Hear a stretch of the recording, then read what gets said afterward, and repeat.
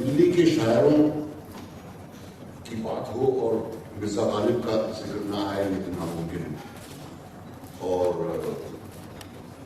आप सबके चेहरों से ऐसा लग रहा है कि आप मुंतज़िर हैं कि मैं आपको गालिब के बहुत सारे अशआर सुनाऊंगा।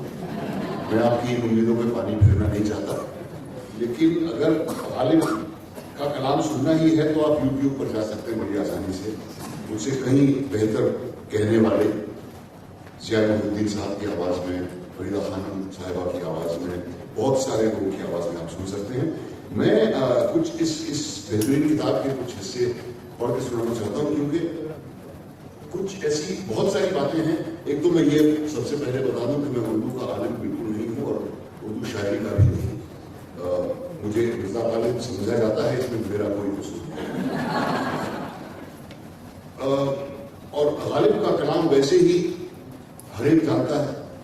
उनके मशहूर नज़्मों या गज़लों को पढ़ने का मेरे ख्याल से कोई फायदा नहीं। मैंने सोचा कि मैं आपको इस किताब के कुछ ऐसे हिस्से पढ़ के सुनाऊं जो ऐसे शोरा के बारे में जिनका मैंने नाम भी नहीं सुना, और उनके बारे में जो बातें हैं। तो मैं सिर्फ मिर्जा मोहम्मद रफ़ी सौदा के मज़मून से और बहादुर शाह ज़फ़र के मज़मून से कुछ आप लोगों को बातें सुनाना चाहता हूँ। गालिब साहब की एक नज़्म जरूर सुनाऊंगा जो यकीनन आपने कभी नहीं सुनी, लेकिन उससे पहले सैफ साहब के इस बेहतरीन इंट्रोडक्शन पेश लफ्ज से मैं कुछ हिस्से पढ़ना चाहता हूँ, क्योंकि दिल्ली की तवारीख और 19वीं सदी में जो अदबी हालात थे वो क्या थे उनके बारे में। तो ये इंट्रोडक्शन है इसके बाद का, जिसके कुछ हिस्से में आपको बता सुनाऊंगा। Delhi's charms are unpredictable. The chaotic streets, the unruly traffic and polluted air, the aggressive inhabitants and their hurried life, the tolerance for the obnoxious. All these constitute an integral part of this phenomenal city. In beauty resides horror and vice versa. Inextricably intertwined with Delhi's complicated present is her violent history, a history of invasions and assaults, even massacres. It has been lamented many times through the centuries, yet it lives. Each time it was razed to the ground, it came back to life with startling vivacity. Nothing dies in Delhi. Ghosts of its past lives roam the streets or bide their time in half-ruined buildings, and they rise up to speak in 1,000 voices that are still told about the city. Struggling to breathe under the angry modern facade of the megalopolis is another one, time-worn and easily missed, that teems with art, heritage and poetry. It is the Delhi of Mir and Ghalib, the Delhi of the fabled 7 cities, all of which have risen and fallen and risen again, or been changed beyond recognition over time. Delhi's indestructible spirit has haunted writers and poets for generations. Some of them have written out of love, others in awe, and yet others out of bewilderment. In the 18th century, Mir Taqi said, "Dil o Dilli dono agar hain kharab, par kuch lutf is ujde ghar mein bhi."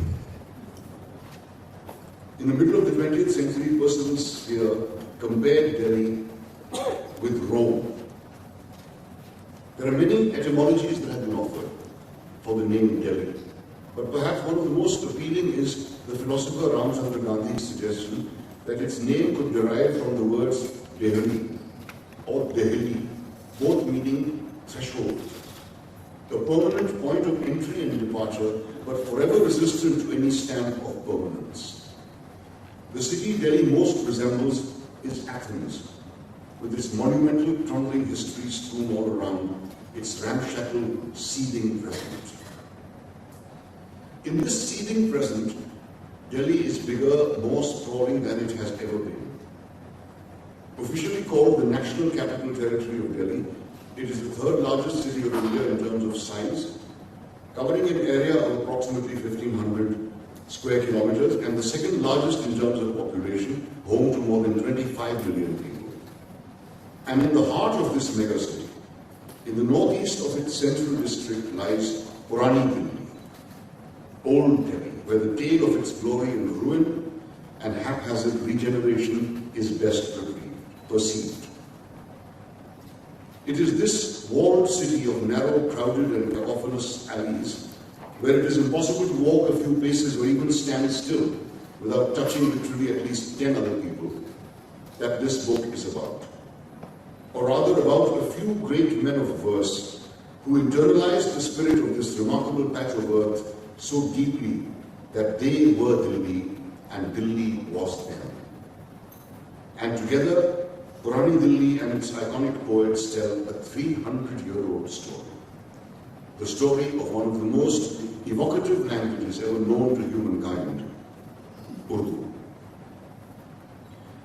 It is generally believed that Urdu was born in the army camps of Delhi as a language that borrowed words from different languages so that soldiers from different parts could easily communicate with each other. Those who subscribe to this belief think that since in Turkish the word Urdu refers to an army camp and the language was a product of interaction between soldiers in army camps, it was called Urdu. Noted author and critic Shamsur Rahman Farooqi, however, dismisses this claim. What he writes is, Farooqi Sahab writes, the belief that Urdu originated in Muslim army camps and cantonment bazaars helped generate and sustain two myths. Urdu was the language of the Muslims, and being originally the language of camp and cantonment, it stood in natural need of being refined and gentrified. And the process was initiated by the master poets of Delhi in the second half of the 18th century. Small wonder then that the name Urdu, which didn't come into use for the language before the 1780s, is invariably invoked by our historians to prove that since Urdu means army, army camp, or the market of a camp, the Urdu language was born as a result of foreign Muslims and local Hindus interacting with each other for petty trade and commerce. None struggled to consider that the only foreign armies in India during and from the 1780s were British and some French. There were no Arabic or Persian or Turkish-speaking armies in India from the 1780s, and the language of Urdu had by then been in existence for several centuries. Thus, the name Urdu, which first came into use apparently in the 1780s, could not have been given to the language because of the putative army connection. A ghazal is a collection of many couplets, shared, of the same length and following the same meter. These couplets are thematically autonomous of each other. Sometimes, though, a few of them can be read together, indicating a single theme, and when this is done, the cluster of couplets is called qita or qata. Each line of a sher is called a misra, and the first sher of a ghazal is called the matla. In the matla, the two lines rhyme with each other, whereas throughout the rest of the ghazal, only the second lines of the sher rhyme with each other. The last couplet of the ghazal, in which the poet's takhallus pseudonym appears as a signature, is called the maqta. Now I'd like to read to you about Mirza Muhammad Rafi Sauda. In my ignorance of Urdu literature or Urdu poetry, I always assumed that Urdu poets have no sense of humor. Ghalib, of course, is the honorable exception. So to discover what the existence of Mirza Muhammad Rafi Sauda, whom Saif Sahib refers to as the great satirist, was a perfect, absolute delight. Sauda was born as Mirza Muhammad Rafi in Delhi in 1713 to Mirza Muhammad Shafi, an Afghan aristocrat who had migrated to India for trade. Sauda lived in Delhi's Kabuli Darwaza area, close to what is today known as Naya Bazar near Khadi Baoli, which was an upmarket neighborhood back then, inhabited by the city's elite and connoisseurs of art and culture. Those were the times when the domni or courtesan had a distinct place in society. Courtesans were not only trained in music and dance, but also well versed in poetry and would often receive influential guests for exclusive evening performances. The easiest route to reach the Qila-e-Mualla, the Red Fort, the seat of the Mughal Empire from Kabuli Darwaza, was through Chawli Bazaar, then an avenue on which stood the elegant mansions of some of Delhi's best-known courtesans. Such was the splendor of this avenue that it inspired the poet Rasif Azimabadi to compare it to the famed Mount Caucasus of West Asia. Chawli qaaf hai ya khulde bari hai Rasif, jamgade hooron ki pariyon ke pire rehte hain. Sauda originally wrote in Persian for many years. It was at the insistence of a great Persian poet and Urdu scholar of the time, Sirajuddin Ali Khan Arzu, known to history as Khan-e-Arzu, that he started writing in Urdu. Arzu was the author of two highly regarded Urdu dictionaries and ustad or teacher to many an aspiring poet, including Mirza Masar Jani Jana and the young Mir Qatimi. Of Khan-e-Arzu, it has been said that his relationship with Urdu literature is equivalent to Aristotle's place in the tradition of philosophy. Unfortunately, none of his verses has been preserved. While Sauda's poetry started becoming popular around 1745, when he was in his early 30s, his fame seems to have reached the Mughal court only after 2 decades or so. In these 2 decades, much had changed in Mughal Delhi. Rangila, the great patron of the arts, had died after ruling for 28 years, and after 3 of his successors came and went in quick succession, within 11 years, Shah Alam II ascended to the Mughal throne. In those days, rulers and aristocrats who were fond of poetry and wanted to improve their poetic skills would request established poets or scholars to mend their poems. Ghazal Banana. Though this meant changing an occasional word to either enhance the musicality or quality of a verse or to correct its meter, it is widely believed that under the cloak of mending, many rich young princes and nobles would actually get their poetry ghost-written for a fee.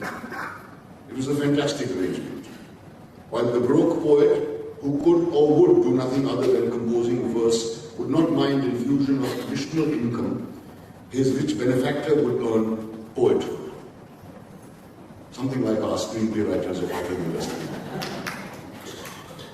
In or around 1765, impressed by Sauda's literary prowess, Shah Alam II invited him to the Qila-e-Mualla and sought his help with his poetic skills.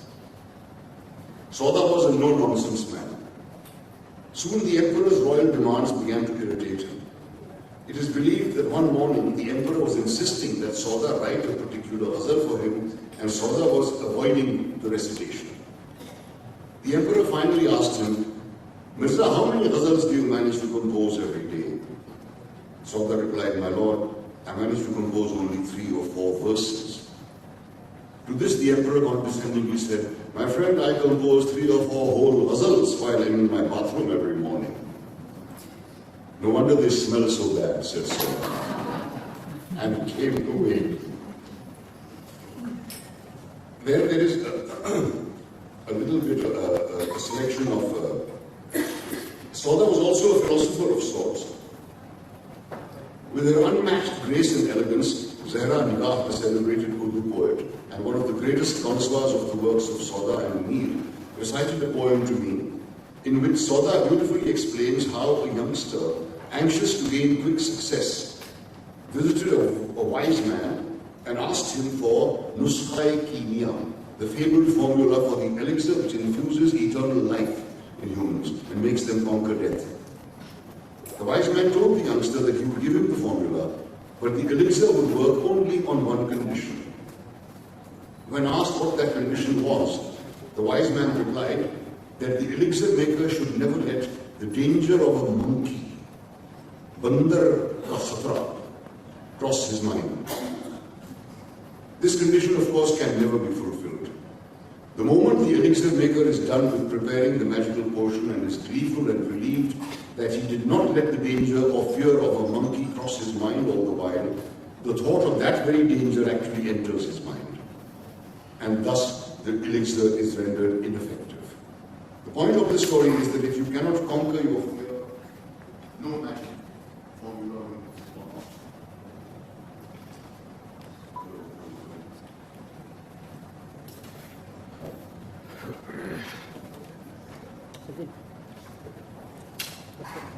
I took it off by mistake.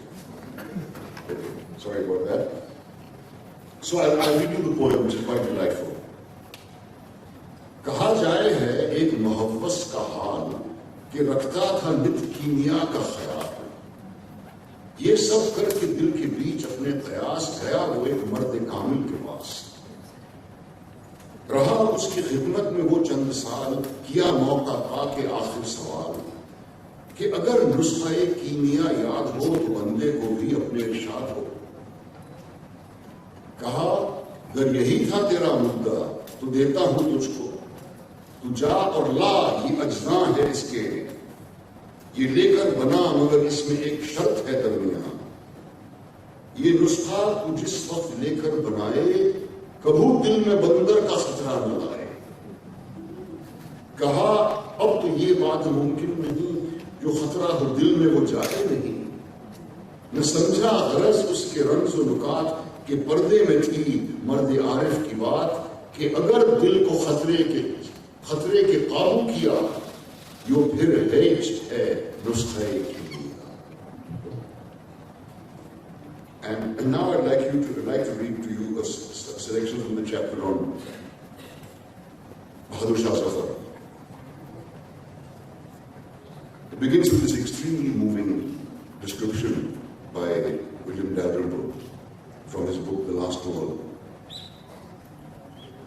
At 4 p.m. on a hazy, humid winter's afternoon in Rangoon in November 1862, soon after the end of the monsoon, a shrouded corpse was escorted by a small group of British soldiers to an anonymous grave at the back of a walled prison enclosure.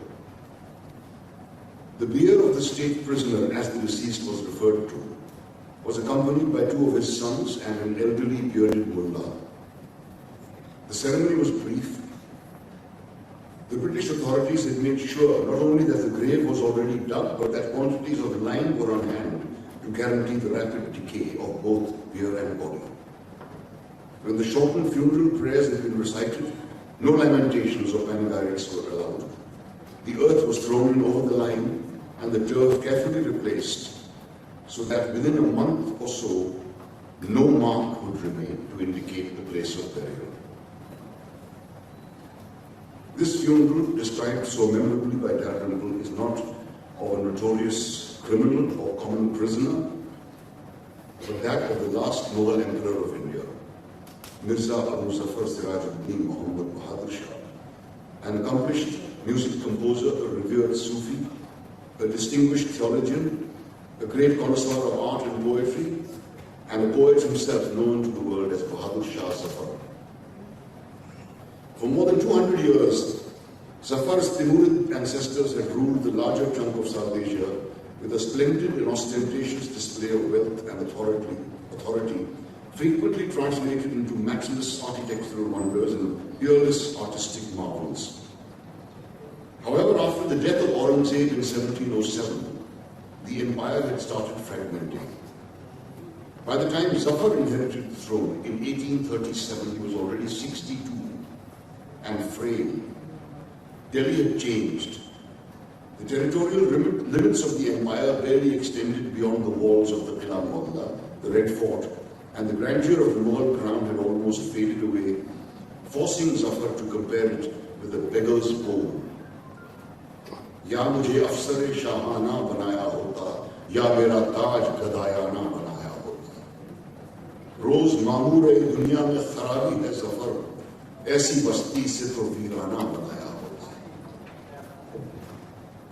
Zafar's idea of piety and his attitude to religion were closer to those of the ordinary people of his land than of austere theologians and clergy. According to some of his biographers, he was predisposed to common earthly beliefs. For instance, that peers and saints possess supernatural powers. He had his own inner circle of astrologers, soothsayers, and clairvoyants. As protection against the evil eye, he would himself use and also distribute to his disciples all kinds of charms and would regularly sacrifice animals, donate cows to the poor, bury eggs, and order arrests of black magicians. Read urban Naxals. He was not only convinced of the existence of jinns, but also believed that they were amongst his loyal subjects. When the British began the massacre of Delhi to crush the 1857 mutiny, Zafar was initially unperturbed because his spiritual advisors had persuaded him to believe that no harm could come to an emperor who was protected by jinns. Zafar was well aware that the Mughal throne he had inherited was a sham and the empire mere fiction. Even to travel up to the dargahs at Nizamuddin or Mehroni from his qila, he had to seek permission of the British resident. As his 2-decade-long symbolic rule progressed and years passed by, he became more and more distraught by a situation that he could do nothing about. Even age was not on his side. He felt worthless and helpless. The Qila Mualla, despite the collapse of the Mughal Empire and the strange circumstances of the emperor, frequently played host to a large number of poets, writers, and artists. These included Hakim Sanaullah Khan Firaq, not to be confused with the famous Firaq Gorakhpuri, who was born decades later, Mir Ghalib Ali Sayyid, not to be confused with Mirza Ghalib, Hafiz Abdul Rahman Khan Ehsan, Burhanuddin Khan Zat, Hakim Qudratullah Qasim, his son Mir Izzatullah Ishq, Mia Shakeba, a disciple of Mir Qati Mir, Mirza Azim Beg, and Mir Qamaruddin Minnat, and his son Mir Nizamuddin Mamnoon. For an Urdu poet, the greatest honor would be an invitation to recite at the royal mushaira in the Qila. Like most poets, Zauq too, that was the poet laureate, Mirza Ibrahim Zauq, Hazrat Ibrahim Zauq, too had an ardent desire to be associated with the Qila. His friend Beqarar worked for the royal family and was engaged in the personal staff of Bahadur Shah Zafar, who the then heir apparent or crown prince. On the advice of a few well-wishers, Zauq persuaded Beqarar to introduce him to the Wali-e-Ahd, then 22 years old. Zauq became a regular visitor in the Qila, and the Wali-e-Ahd soon became extremely fond of his poetry. Zafar, however, no, that's a little later.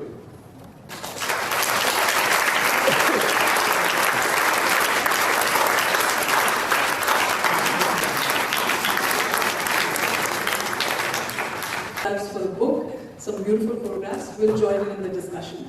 So let's start with the conversation. I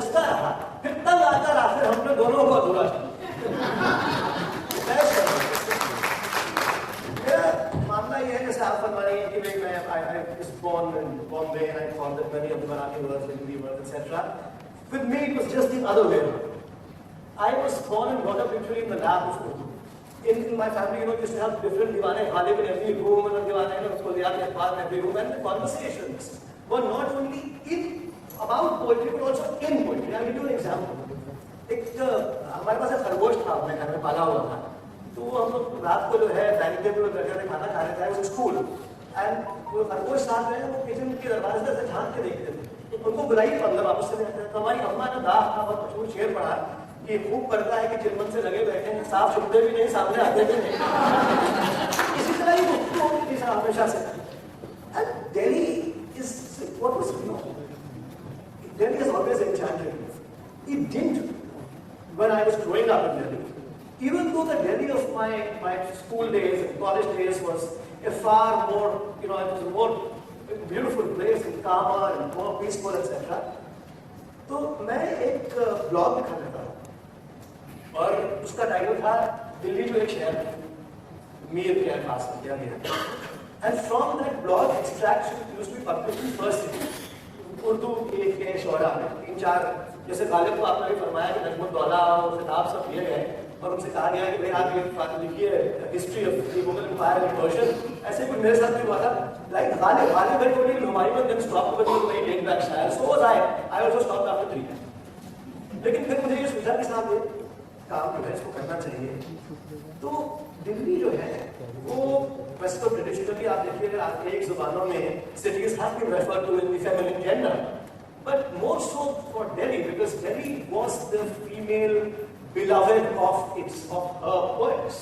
So in the title, I have bowed down to this archaic traditional use, romantic use, but in the entire book, I have used the safer it. Beloved Delhi and it. You chicken out. पहुंचे वो लोग रुतबे को कि मुझे शिकवे वक्ते लारसा लरा। Those people have occupied lofty positions that I no longer regret having reached those heights. ये सौदा है। और दूसरी बात एक शेर और, and this शेर I'm going to recite now is actually very apt for the current days, you know, because we have these Twitterati and Facebook professors and all of these. उनके लिए बहुत ही उम्दा शेर है। शेर ये है कि जौहर न होवे जिसमें जौहर शहनाज क्यों, but a man without the ornament of knowledge should not be able to judge or evaluate jewels. जौहर न होवे जिसमें जौहर शहनाज क्यों हो, जो साहिबे हुनर हो वो ही हुनर को करे। एक आखिरी बात सौदा के बारे में, बहुत बड़ी बात। आज लोगों के रिलीजियस सेंटिमेंट्स बड़े जल्दी बढ़ गए, चाहे वो मुसलमान हो या हिंदू हो या कोई भी। सौदा का बात को एक शेर सुना। There has been a tradition in Urdu poetry of being very liberal with God. आप अल्लाह के बारे में जो चाहे कह सकते हैं Urdu poetry में, but when you talk of the Prophet, you must be very cautious. एक फारसी की नस्ल भी है इसमें कि बा खुदा दीवाना बाश और बा मोहम्मद होशियार। अब आप जरा सौदा का शेर सुनिए, he defines this. The Prophet's first wife, Muhammad's first wife, Khadija, was also his employer. अब आप जरा शेर सुनिए सौदा का कि बाजारे मोहब्बत में नबूवत का बहा क्या? What value does Prophet would hold in the bazaar of love? अब होंगे Prophet अपने घर में हो, बाजारे मोहब्बत में नबूवत का बहा क्या? एक जन के लिया मोल तभी चंद दिरहम से। A woman bought the Prophet for a couple of dirhams. आज की तारीख में कोई कह नहीं सकता था। पाकिस्तान में कहे तो उसको मार दिया जाएगा 10 यूरोस के अंदर, यहाँ पे 5-6 फतवे तो आएंगे। अब ये सही है, आपको बाकी लोगों के बारे में कुछ नहीं है। ख्वाजा मीर का So when Nadir Shah was invading Delhi and Ahmad Shah Abdali came after him, there was blood flowing in the streets of Delhi. In a quiet corner in a hermitage in Delhi was sitting this Sufi saint called Khwaja Mir Ka। अब हालांकि वो एक दरगाह से ज्यादा नशीन थे और he belonged to an illustrious family of Sufi saints etc. लेकिन शेर आप देखिए साहब, तर दामनी पे शेर हमारी न जाएगी, दामन निचोड़ दे तो फरिश्ते हुजूर हैं। मैं मेरे जो गीला दामन है because of wine, if I it's soaked in wine, which is why it is wet, उसको मैं अगर निचोड़ दूँ तो इतना प्योर है वो कि फरिश्ते भी आके वुजू करेंगे उससे, clean themselves up। ये ख्वाजा मीर का है। ख्वाजा मीर ये भाई हेलो just like graph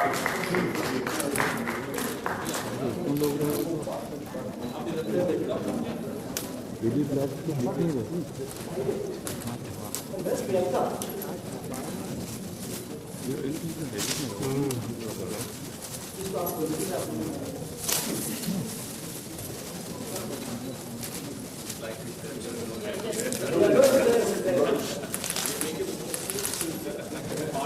आप रात का शेर है ना कि दी मुअस्सिर में ये मुअज्जिन ने सरे फस्ल अज़ान पिछली वक्त को किस वक्त खुदाया। अच्छा सर इधर सर यहाँ सर सर इधर नासिर सर इधर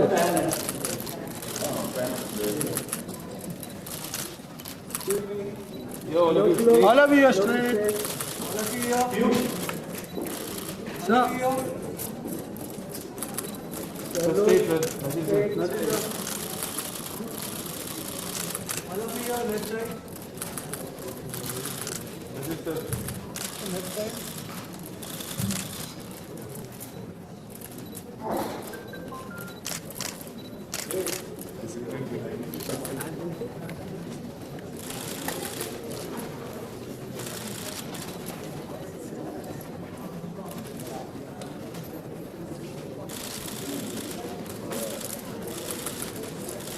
sir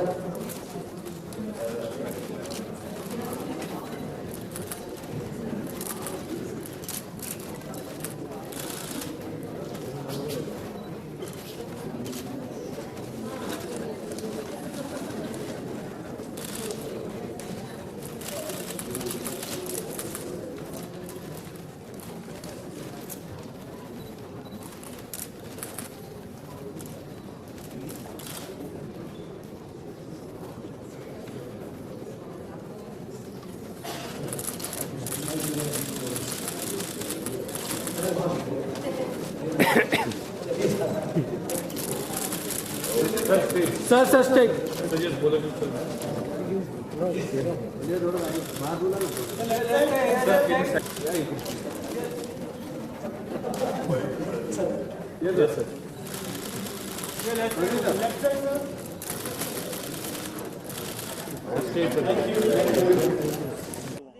mixed yes I will. देखिए दिल्ली का ये है कि 18वीं और 19वीं सदी में जब मुग़ल एम्पायर बिल्कुल ख़त्म हो रहा था, it was in a spectacular decline, तो दिल्ली में एक नया किंगडम जो है वो उभर के आ रहा था and Delhi played host to the kingdom of Urdu poetry. Urdu शायरी लखनऊ, हैदराबाद और दिल्ली 3 जगह जो है वो पनप रही थी, लेकिन दिल्ली की जो उर्दू शायरी, जो जामे मस्जिद की जो उर्दू शायरी है, वो पूरी एक मुकम्मल तहजीब है। It's a complete exhaustive culture in itself, और वो सिर्फ दिल्ली की जामा मस्जिद की सीढ़ियों का ही हिस्सा है। वो शायरी आपको ना लखनऊ में मिलेगी, ना आपको हैदराबाद में या दक्कन में मिलेगी। तो मैंने ये सोचा कि जब 200 साल दिल्ली में सिर्फ और सिर्फ जो है तबाही मच रही है, नादिर शाह आ रहा है, उसके बाद अहमद शाह अब्दाली आ रहा है, सड़कों पे खून की नदियाँ बह रही हैं, उस वक्त बहुत ज़रूरी है ये जानना कि उस वक्त दिल्ली में और क्या चल रहा था। और मेरा ये ख़्याल है कि जब हिस्टोरियन या राइटर या मुअर्रिख़ हिंदुस्तान की तारीख़ के लिए कलम उठाएगा, ख़ास तौर पे दिल्ली की तारीख़ के लिए, तो उसको हमारे क्लासिकी उर्दू लिटरेचर का सहारा ज़रूर लेना पड़ेगा, क्योंकि उससे बेहतर सहारा तारीख़ को लिखने के लिए नहीं है। मीर का शेर है जो मैंने इस किताब पे लिखा भी हुआ है कि दिल और दिल्ली दोनों अगर हैं ख़राब, पर कुछ लुत्फ़ उस उजड़े घर में भी है। तो वो जो लुत्फ़ उस उजड़े घर में है वो आपको और कहीं नहीं मिलेगा। बकौल इकबाल की जो मज़ा कबूतर के लहू में है वो कबूतर में भी नहीं। तो सिर्फ उस लुत्फ़ के लिए मैंने ये किताब लिखी है। सर इसके अलावा बहुत अच्छी जगहों को भी आपने एक्सप्लोर किया है, लेकिन उसके बारे में बताइए सर। फोटोग्राफ्स हमने देखे कुछ, उस फोटोग्राफ्स जो हैं किताब में, उनका मकसद ये है बताने के लिए कि ये जो जगहें हैं जहाँ ये शायर पैदा हुए या रहे, जहाँ उन्होंने अपने मुशायरे पढ़े, जहाँ वो लोग मरे, जहाँ वो दफन हैं, उनके ढाबे, उनके चाय खाने, उन सब का हमने आज क्या किया। Do we have even a vestige of pride in our self to celebrate those places और इवन प्रिजर्व दोज प्लेसेस। आप लोगों ने तस्वीरें देखी, आप देखिए क्या बुरा हाल है। किसी की कब्र पे जो है वो पाखाने बने हैं, किसी की कब्र पे जो है वो ताले लगे हुए हैं, कुछ पता ही नहीं है। किसी मीर की कब्र का तो पता ही नहीं है कि कहाँ है। तो वो कह गए थे ना साहिब साहब कि कल और आएंगे कलियों की फूलों की गिनती कलियाँ चुनने वाले, मुझसे बेहतर कहने वाले, तुमसे बेहतर सुनने वाले। मुझे लगता है हम लोगों ने ये बात बड़ी सीरियसली ले ली है कि साहब और आएंगे, हमें क्यों पूछा जाए। तो अगर ये सब कुछ, मैं यकीन के साथ कह सकता हूँ कि दिल्ली में, आप पुरानी दिल्ली में चले जाइए, गली कासिम जान में हर एक मोड़ पे आपको एक ऐसा मॉन्यूमेंट मिल जाएगा जो दिल्ली को की अजमत जो है वो रोम से भी ज़्यादा बढ़ा सकता है। लेकिन हम लोगों ने उसका जो है, बहुत बदकिस्मती है हमारी कि हम लोगों ने उसका कोई ख्याल नहीं किया। सर उसके लिए कितनी रिसर्च करनी पड़ी आपको? किताब लिखने में मुझे 3.5 साल के करीब लगे हैं, और आप किताब में देखेंगे तो एक बड़ी एक्सटेंसिव सी बिब्लियोग्राफी है उन सब किताबों की, उन सब आर्टिकल्स की जो मैंने साइट किए हैं अपनी किताब में, और 152 तो नोट्स हैं सिर्फ किताब में, फुट नोट्स। तो मैंने बहुत ज़रूरी बात बताने वाली ये है कि मैं हिस्टोरियन नहीं हूँ साहब, मैं उर्दू का शायर भी नहीं हूँ। मैंने सिर्फ दिल्ली और उर्दू की मोहब्बत में ये किताब लिखी है। तो इस किताब को आप सिर्फ वैसे पढ़ें जैसे आप किसी the way you will read a lovers letters on love, not as a philosophical book on metaphysical aspects of love. तो ज़्यादा वक्त इस बात में लगा कि जो बात मैं कह रहा हूँ, क्योंकि मैं खुद हिस्टोरियन नहीं हूँ, उसको 2 जगह से 4 जगह से डबल चेक कर लिया जाए, कोई गलती ना हो हिस्ट्री की उसमें। तो इसमें बहुत वक्त लगा, करीब 3.5 साल में मैंने किताब पूरी। सर इसके अलावा जो लफ्ज़ थे वो बहुत ही अच्छे थे, लेकिन नसीर साहब ने जब वो लफ्ज़ को पढ़े तो उस पर 4 लग गया। उसके लिए क्या कहेंगे आप? नसीर साहब का तो साहब ये है कि जब हम स्कूल या कॉलेज में पढ़ते हैं तो वो मिर्ज़ा गालिब की शक्ल में हमारे सामने आए, और इवन समबडी लाइक मी जो बचपन से जो है हर घर में हर कमरे में जो है दीवाने गालिब पढ़ रहा है बैठ के, उसके लिए भी Ghalib became easy and household name only because of Naseeruddin Shah and Gulzar. तो मेरी बहुत ऐन खुशकिस्मती है कि नसीर साहब यहाँ तशरीफ़ लाए। मैं बिल्कुल इससे पहले पर्सनल तौर पे उनसे वाकिफ़ नहीं था, किताब पढ़ के उन्होंने मुझे फ़ोन किया and he said Saif I have called you only to thank you for writing this book. तो बहुत मेरी खुशकिस्मती है, ऐन खुशकिस्मती है कि तशरीफ़ लाए हुए हैं। बहुत शुक्रिया।